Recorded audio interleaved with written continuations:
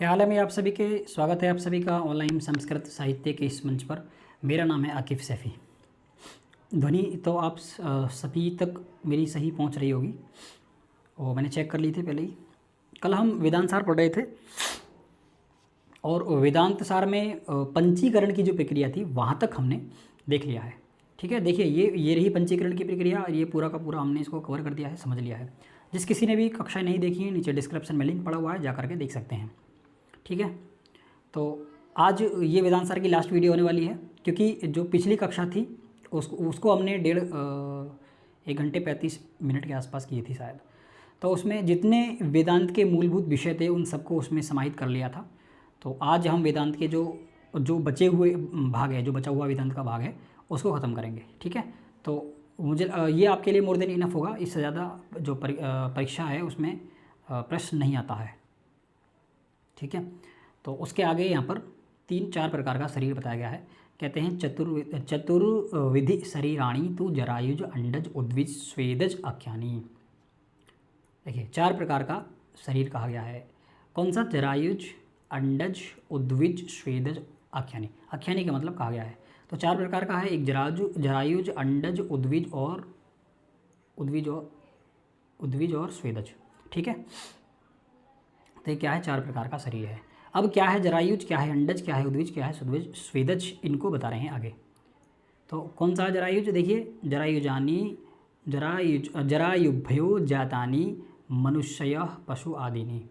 मनुष्य और पशु इत्यादि जो हैं वो जरायुज की श्रेणी में आते हैं। मतलब जिनका, देखिए जरायुज से उत्पन्न होने वाले जो मनुष्य पशु आदि हैं वो जरायुज कहे गए हैं। जरायुज का मतलब है जेरी, जेर से या गर्भ से जो पैदा होते हैं उनको क्या कहा गया है? जरायुज कहा गया है। ठीक है, इसकी चर्चा हमने सांख कारिका जब पढ़ रहे थे तो उसकी जो पहली कारिका थी दुःखत्रयाभिघाता जिज्ञासा तदभिघातक है, तो उसमें भी हमने की थी 4 प्रकार की सृष्टि की हमने वहाँ पर बात की थी। तो यहाँ पर 4 प्रकार का शरीर कहा गया है। ठीक है, तो पहला है जरायुज, दूसरा है अंडज, तीसरा है उद्विज और चौथा है स्वेदज। यदि क्रम आए तो क्रम भी यही रहने वाला है। ठीक है, क्रम भी यही है, तो इस क्रम को याद रखना। पहले जरायुज है, दूसरे पर ये है, तीसरे पर ये है और चौथे पर ये है। तो क्रम ये यदि लगाने के लिए आता है इनका, तब भी आप इसको आसानी से लगा सकते हैं। तो देखिए जरायुज के किसको कहा गया है कि जरायुज मतलब जेर से जो उत्पन्न होने वाले हैं, जैसे मनुष्य हैं, पशु इत्यादि हैं, इनको जरायुज कहा गया है। स्वेदज किसको? अच्छा, उसके बाद अंडज किसको कहते हैं? तो अंडज के लिए कहते हैं अंडज अन्यडेभ्यो जातानी पक्षी पक्षीपन। देखिए पक्षिन नाग आदिनी, पक्षिन नाग आदिनी मतलब अंडे से उत्पन्न होने वाले द्विज यानी जो पक्षी हैं तथा सर्प इत्यादि जो हैं उनको अंडज कहा गया है। अंडे से पैदा होने वाले इनको अंडज कहा गया है। उसके बाद उद्विज किसको कहते हैं? देखिए उद्विजानी भूमिम उद्भिद्य जातानी लता वृक्ष आदिनी। लता और वृक्ष इत्यादि जो हैं वो उद्विज हैं। उद्विज क्यों हैं? क्योंकि भूमि को उद्भेद कर उत्पन्न होने वाले जो लता और वृक्ष इत्यादि हैं उनको उद्विज कहा गया है। स्वेदज किसको कहते हैं? तो स्वेदजानी, देखिए स्वेदजानी स्वेदेभ्यो जातानी यूक और यूका। देखिए एक है यूका और दूसरा है मशक। यूका मतलब जूं और मशका यानी मच्छर। ठीक है, तो जूं और मच्छर इत्यादि जो हैं वो क्या कहे जाते हैं? स्वेदज कहे जाते हैं। स्वेदज का मतलब है गंदगी या पसीना। तो पसीने से उत्पन्न होने वाले जो हैं उनको क्या कहा गया है? उनको स्वेदज कहा गया है। ठीक है, इनके एग्जाम्पल भी यहाँ पर सबके एग्जाम्पल भी बताएं। तो एग्जाम्पल से भी पूछ सकता है कि जो जरायुज है उसमें क्या क्या आएगा? तो जरायुज में आएंगे पशु, मनुष्य और पशु इत्यादि। उसके बाद जो अंडज हैं उसमें क्या आएगा? पक्षी और सर्प इत्यादि। उसके बाद जो उद्विज है उसमें क्या आएगा? लता और वृक्ष इत्यादि। उसके बाद जो स्वेदज है उसमें क्या आएगा? स्वेदज में आएगा जूं और मच्छर इत्यादि। ठीक है, तो ये ध्यान रखना, ये इनके एग्जाम्पल्स हैं। अब उसके बाद एवं पंचीकृत पंचभूतेभ्य स्थूल प्रपंच उत्पत्ति ही। इस प्रकार पंचीकृत 5 महाभूतों से स्थूल प्रपंच उत्पन्न होता है, यानी जो स्थूल शरीर है वो उत्पन्न होता है। ठीक है, अब वेदांत का सबसे महत्वपूर्ण विषय आता है अपवाद का। इसको समझेंगे अपवाद क्या है। देखिए इसमें कहा गया अपवादो नाम रज्जु विवर्तस्य सर्पस्य रज्जु मातृत्व वद वस्तु विवृतस्याव स्तुनौ अज्ञान आदि प्रपंच इसको कहेंगे प्रपन्नवस्य वस्तु मातृत्व। कहने का मतलब यह है कि किसी वस्तु में अज्ञानवश अवस्तु का आरोप कर अज्ञान आदि प्रपंचकरण अवस्तु न बनकर वस्तु मात्र में स्थान अपवाद है। देखो जैसे एग्जाम्पल दिया है पर, जैसे रस्सी में सांप का मिथ्यारोप होने पर उसे दूर कर रस्सी का ज्ञान करना अपवाद है। देखो इसको सिंपल भाषा में समझते हैं तो बहुत वेदांत की भाषा हो गई, ठीक है। सिंपल भाषा को समझते हैं। अपवाद क्या है? दो चीज़ें हैं यहाँ पर, एक है अवस्तु और एक है क्या? वस्तु, ठीक है। एक है क्या? अवस्तु और एक है वस्तु। अवस्तु मान लेते हैं किसको कहते हैं? अवस्तु देखिए पहले विषय आता है किसका? अध्यारोप का। पहले विषय आता है अध्यारोप का, फिर आता है अपवाद का, ठीक है। ये दो चीज़ें हैं। पहले विषय किसका आएगा? अध्यारोप का, और फिर आएगा विषय अपवाद का। तो पहले अध्यारोप को समझते हैं। ऊपर हम अध्यारोप पढ़ कर के आए ना, अवस्तु में वस्तु का आरोप करना अध्यारोप है। वस्तु में अवस्तु का आरोप करना क्या है? अध्यारोप है। दो चीज़ें हैं, एक है रज्जु। रज्जु का मतलब आप वस्तु ले लो, रज्जु मतलब वस्तु, और सर्प मतलब अवस्तु। सर्प मतलब अवस्तु। तो रज्जु में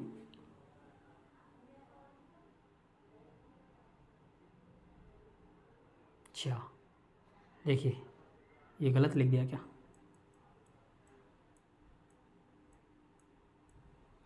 यहाँ पर रज्जु लिखते हैं और यहाँ पर सर्प लिखते हैं। अब देखते हैं, देखिए रज्जु में सर्प का आरोप करना क्या कहा जाता है? अध्यारोप कहा जाता है, ठीक है। रज्जु में सर्प का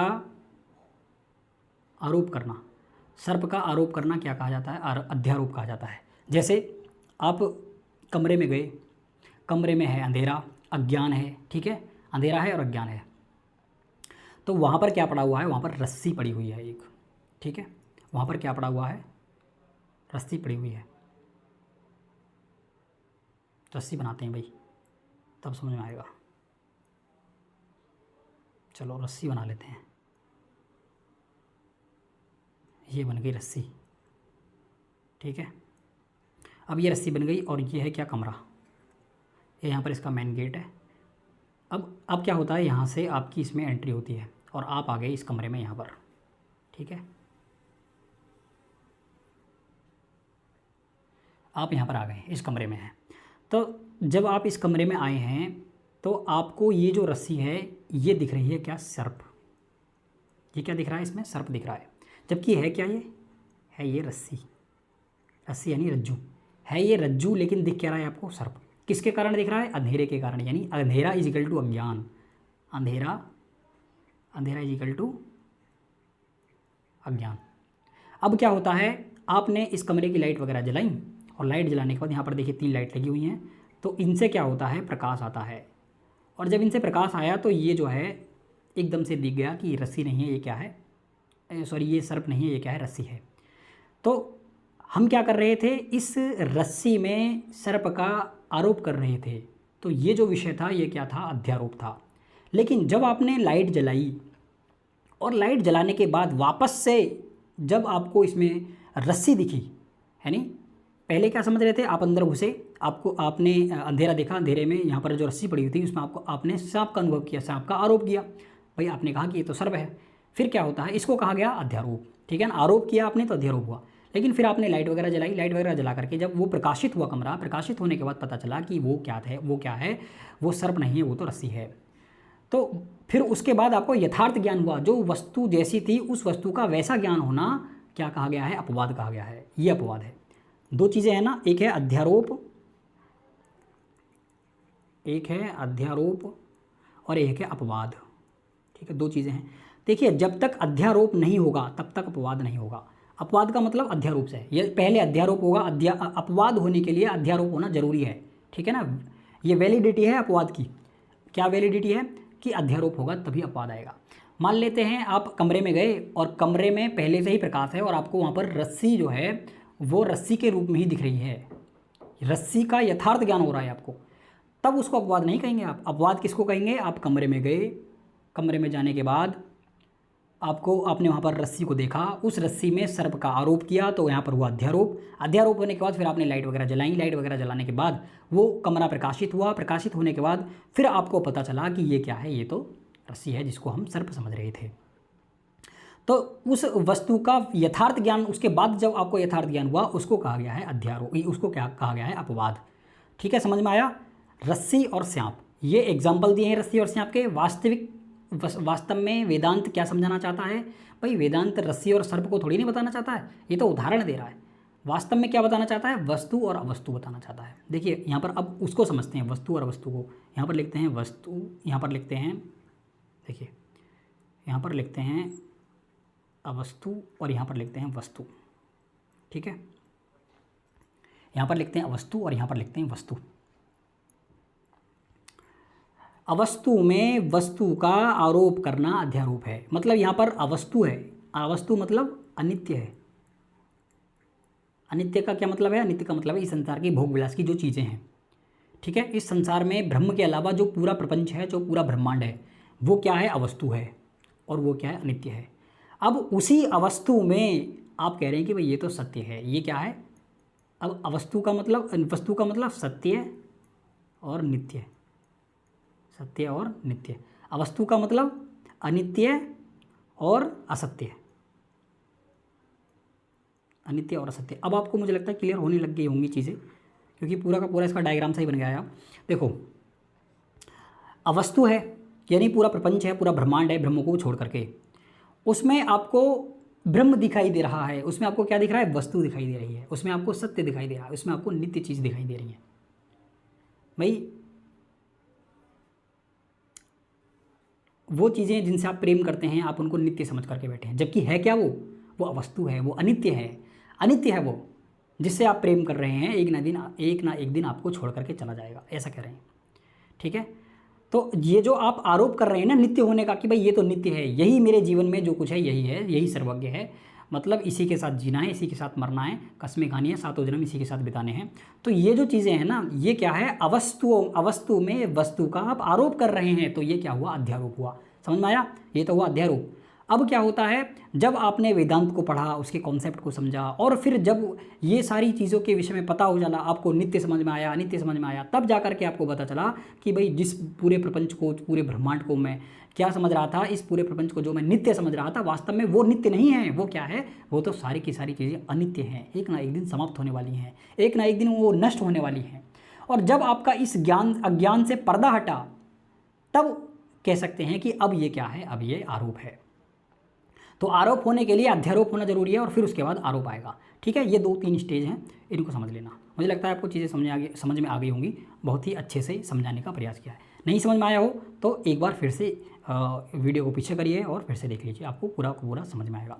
ठीक है, ये था विवर्तवाद। अब उसके बाद अच्छा, ये इसका यहाँ पर है, देखिए चैतन्य, एक मिनट,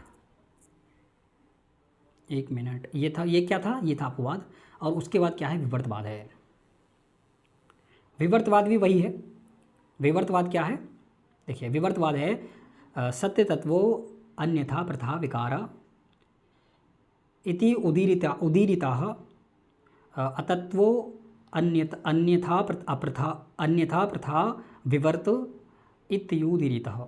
जैसे यही बात यहाँ पर देखिए कारिका में कही गई दूसरी, ये इसी बात को दूसरे प्रकार से बता रहे हैं कि कोई वस्तु है, अपने रूप को त्याग कर, जो उसका रूप है उसको त्याग कर किसी अन्य रूप को ग्रहण करती है, तो वह विकार कहलाता है। और उस विकार को क्या कहते हैं? अध्यारोप कहते हैं। किसी वस्तु में अपने रूप के परित्याग के बिना दूसरी वस्तु का मिथ्याभास होना विवर्तवाद है। जैसे जैसे जैसे जैसे देखिए, यह है रस्सी। ये क्या है? रस्सी। ये कमरे में रस्सी पड़ी हुई है, ऐसे बनाएंगे, देखो रस्सी ऐसे समझ में आएगी। यह है रस्सी और ये कमरे में पड़ी हुई है रस्सी। ठीक है, ये रज्जू एक कमरे में पड़ी हुई है। तो जब हमने इसमें सर्प का आरोप किया है, तब ये रस्सी है, इसने अपने स्वरूप का नहीं छोड़ा है। भाई रस्सी ने अपने स्वरूप को नहीं छोड़ा, और उसके बाद इसमें सर्प का आरोप हो रहा है, तब इसको क्या कहा गया है? इसको कहा गया है विवर्तवाद। यही बात कही गई है इसमें। देखिए यही बात इसमें यही बात कही गई है कि कोई वस्तु अपने रूप को त्याग कर किसी अन्य रूप को ग्रहण करती है तो वह विकार भाव कहलाती है। ठीक है, किसी वस्तु में अपने रूप के परित्याग के बिना, उसने अपने रूप का परित्याग नहीं किया है और दूसरी वस्तु का मिथ्याभास होना, दूसरी वस्तु का उसमें गलत आभास होना। रस्सी है, रस्सी ने अपने रूप का परित्याग नहीं किया है लेकिन मिथ्याभास होना, उसमें सर्प का आभास होना, गलत चीज़ों का आभास होना, गलत का आभास होना, यानी रस्सी में सर्प का आभास होना, ये क्या कहलाता है? ये विवर्तवाद कहलाता है। ठीक है, समझ में आया होगा आपको।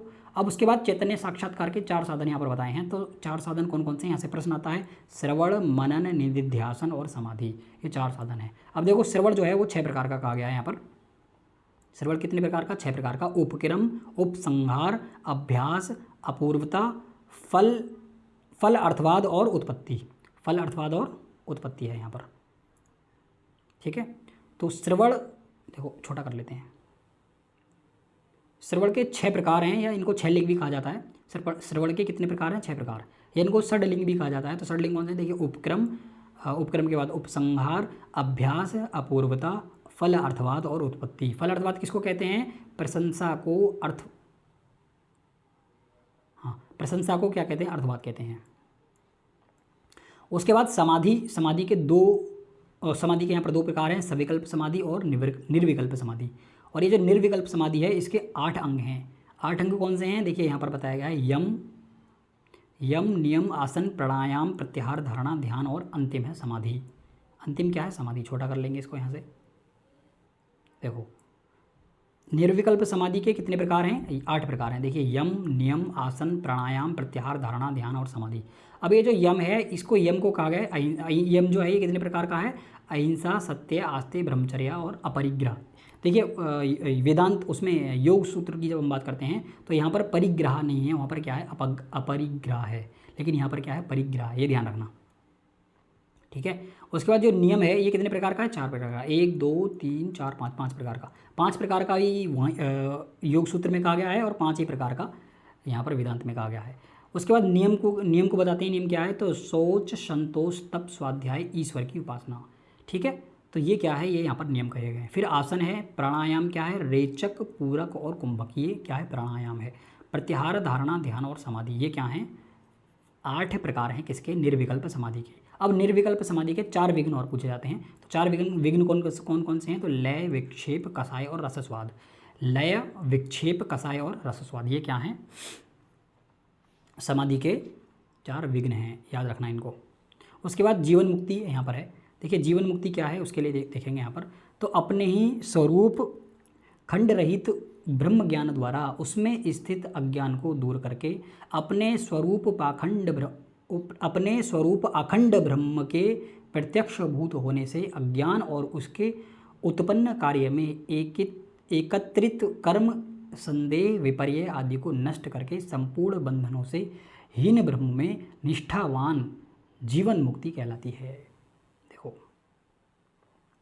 कहते हैं जीवन मुक्ति किसको कहते हैं? जीवन मुक्ति कहते हैं स्वस्वरूप अखंड ब्रह्म ज्ञानेन, स्वस्वरूप अखंड ब्रह्म ज्ञान के द्वारा और तद ज्ञान बाधन द्वारा, मतलब उसमें स्थित अज्ञान, तद अज्ञान बाधन द्वारा, उसमें जो अज्ञान है उसको दूर करके, जो बाधन है उसमें उनको दूर करके, फिर क्या? स्वस्वरूप अखंड ब्रह्माणी, स्वस्वरूप अखंड ब्रह्माणी मतलब अपने स्वरूप अखंड ब्रह्म के साक्षात कृते, यानी प्रत्यक्ष भूत होने से, साक्षात होने से क्या होता है? अज्ञान तत्कार्य संचित कर्म संशय विपर्य, कर्म संशय विपर्य मतलब अज्ञान होने से उसमें उत्पन्न यानी जो कार्य है उसमें एकत्रित कर्म, संदेह और विपर्य आदि को, ठीक है, विपर्य आदि को, विपर आदि नाम बाधी, उनको बाधित करना, उनको क्या करना? उनको नष्ट करके फिर कहते हैं तत्व अखिल बंधन रहितो ब्रह्मनिष्ठम। उसके बाद उसको क्या करके? नष्ट करके, संपूर्ण बंधनों से हट करके, संपूर्ण बंधनों से हीन होकर के ब्रह्म में निष्ठावान यानी पुरुष जीवन मुक्ति कहलाती है। ठीक है, इतनी चीज़ें आपको समझ में आई होंगी। तो ये जीवन मुक्ति रही। उसके बाद यहाँ पर देखिए, यहाँ से प्रश्न आता है, इसको देखते हैं।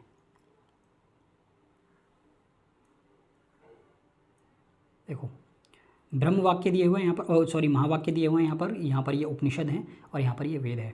तो ये जो प्रज्ञानम ब्रह्म है ये ऐतरेय उपनिषद से लिया गया है और ऋग्वेद से लिया गया है।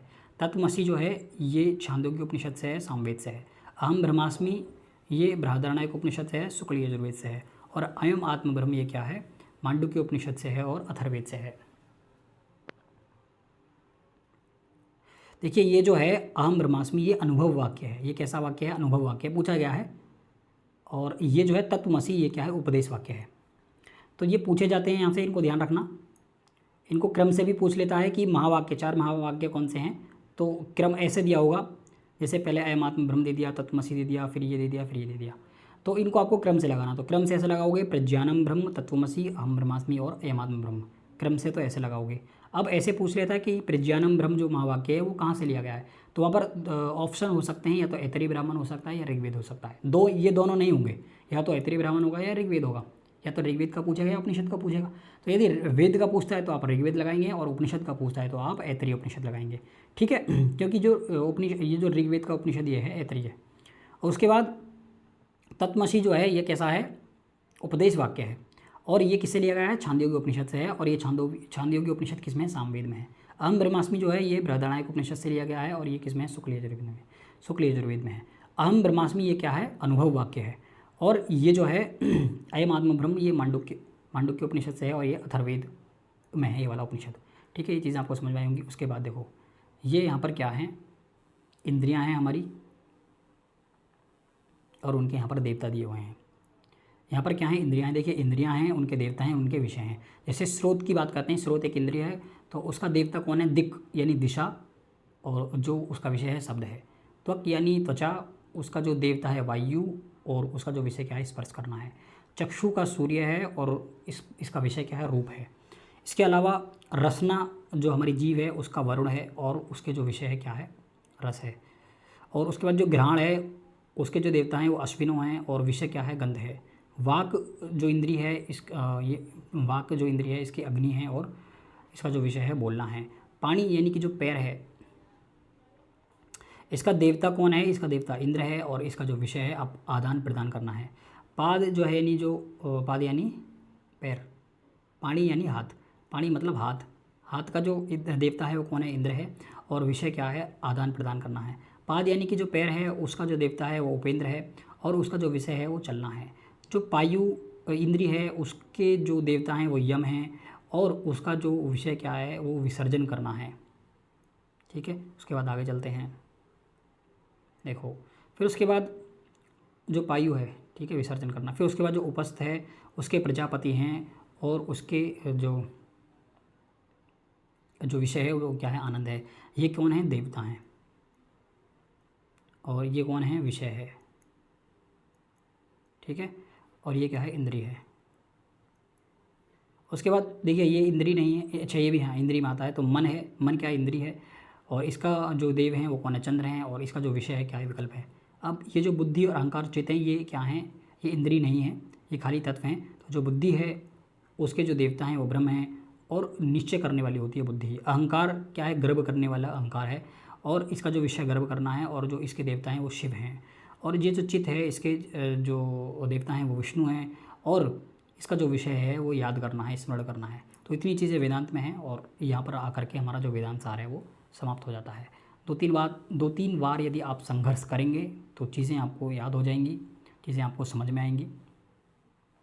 ठीक है, तो वेदांत सार आज समाप्त हो गया है। कल हम क्या शुरू करते हैं, कल हम अन्नम भट्ट का तर्क संग्रह, ठीक है, अन्नम भट्ट की तर्क संग्रह को शुरू करेंगे। तो आप पहले से पढ़ के आइएगा क्लास करने से पहले, तो जो चीज़ें हैं उनको देखा जाएगा कल। चलिए।